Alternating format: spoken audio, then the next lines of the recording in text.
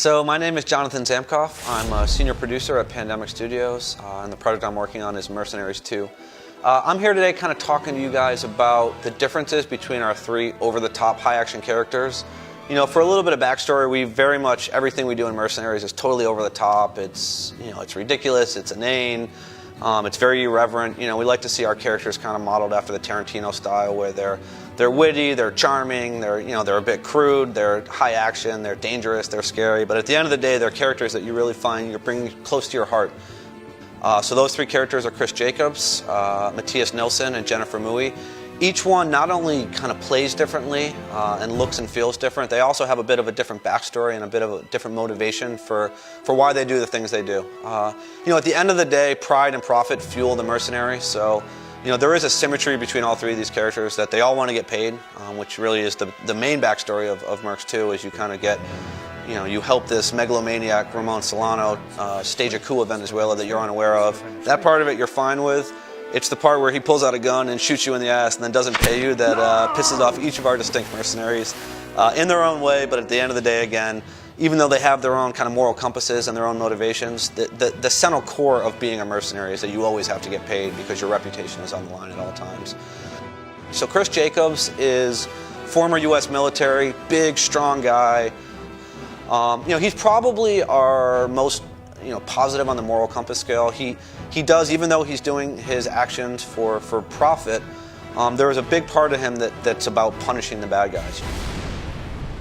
From a gameplay fundamental, we've given Chris more ammo, so from the kind of light RPG elements. For the player who wants to be a bit tactical, he's a guy who can take the average ammo clip, and his bumps up a lot compared to Jennifer or Matthias. So obviously, strategically, if you're somebody who likes to fire off a lot of rounds, if you don't like to go quietly into the night, Chris Jacobs is the character that you want to use. Matthias is obviously kind of the most charismatic and over-the-top character we have in the game. He's a former Swedish rebel, biker, crazy outlaw guy.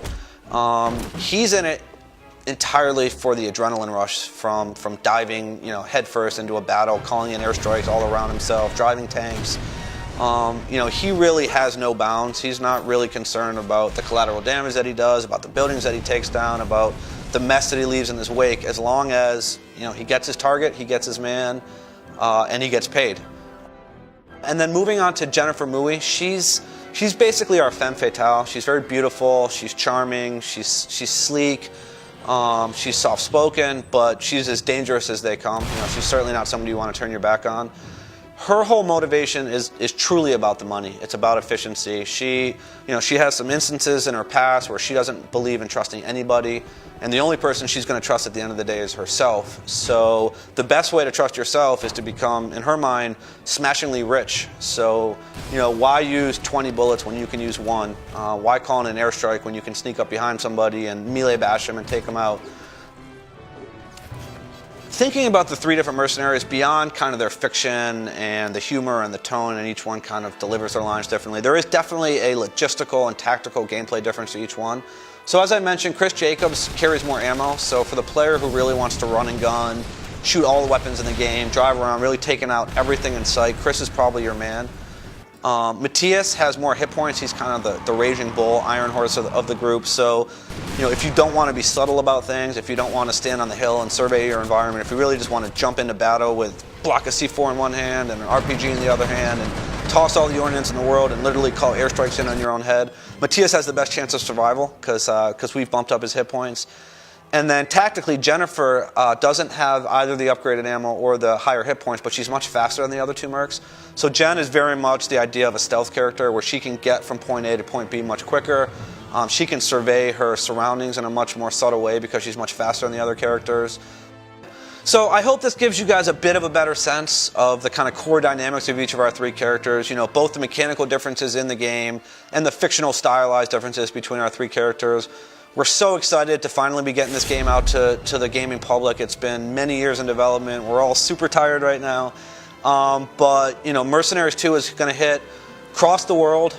It's going to be on store shelves in the United States August 31st on the PS2, the Xbox 360, the PS3, the PC, and then same SKUs in Europe on September 5th. So basically, we're just going to infiltrate the world with our Mercenaries badassness.